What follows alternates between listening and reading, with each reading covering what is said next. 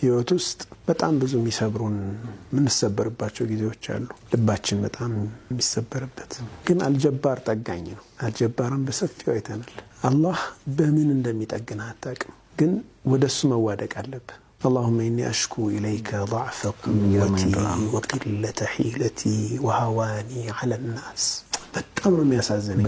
በቃ ነብዩ ሰለላሁ ዐለይሂ ወሰለም የነበሩበትን ስብራት በደንብ ያሳያል። ግን መጠጊያቸው አላህ ነበር። በቃ اللهم إني أشكو إليك ወደ አንተ አቤት እላለሁ፣ ስሞታዬን አቀርባለሁ። ضعف قوتي የኃይሌን መዳከም፣ وقلة حيلتي የመላዬን ማነስ፣ መላ አልባነቴን ላንተ ስሞታ አቀርባለሁ። የለኝም፣ አቅም የለኝም፣ መላ የለኝም። ወሃዋኒ على الناس በሰው ዘንድ መዋረዴን፣ በሰው ዘንድ የተናኩ መሆኔን፣ ማነሴን። ምክንያቱም እብዶችንና ህፃናትን ልከው ያስደበደቧቸው በስርዓት እንኳ ሒማያ ልንሰጥህ አንችልም፣ በጣም ይቅርታ ሌሎችን ጠይቅ፣ እኛ ይህንን ከተለያየ ምክንያት መስዋዕትነት ልንከፍልልህ አንችልም መብታቸው ነበር።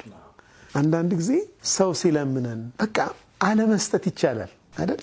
ግን ሳንሰጠው ማመናጨቅ፣ በቃ የሰጠነው ያክል ደስ እንዲለው አድርገን አለመስጠት ይቻላል። ቀልብ መጠበቅ በጣም ያስፈልጋል። እኔ በጣም የሚያሳዝኑኝ ነብዩ ሰለላሁ ዐለይሂ ወሰለም የማትቀበሉኝ ከሆነ ይህንን ወሬ እንደብቁልኝ አሏቸው። በቃ አትንገሩብኝ፣ ለቁረይሾች አታደርሱ።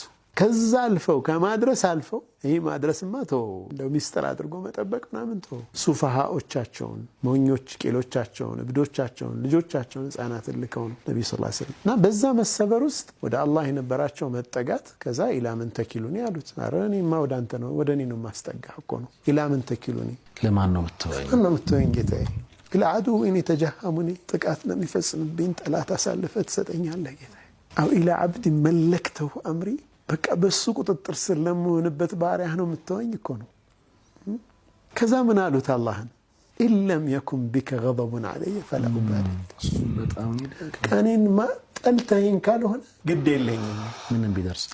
በቃ ጠልተኸኝ ብቻ እንዳይሆን ይህ ሁሉ ስቃይ ሁሉ መከራ ማየው በቃ ስለጠላኸኝ ካልሆነ ችግር የለብኝም እቋቋመዋለሁ እኮ ነው አይደል? ከዛ ግን እነዛ በዛ መልኩ ያባረሯቸው ሰዎች አንሷሮች መጣው እኛ ከአያቶቻችን ከቅድመ አያቶቻችን ጀምሮ በጦር ኃያልነታችን የምንታወቅነን የፈለከው ነገር ቢመጣ ከነፍሶቻችንና ከሚስቶቻችን ከልጆቻችን እኩል አንተን እንከላከልልሃለን አንተ መሐመድ የሚሉ ንግግራቸው የሚያምር። አላሁማ በቃ አንሷሮችን ውደዳቸው፣ የአንሷሮችን ልጆችም የልጅ ልጆቻቸውንም ብለው ነብዩ ሰለላሁ ዐለይሂ ወሰለም ዱዓ እስኪያደርጉላቸው በጣም ይወዷቸው። አላህ በየመሐጣው ማለት ነው መጀመሪያ የዓዳስ ጠግኗቸዋል። ዓዳስ ከዛ ጅኖቹ ጋር ያለው ከዛ ኢስራና ሚዕራጅ መጣ።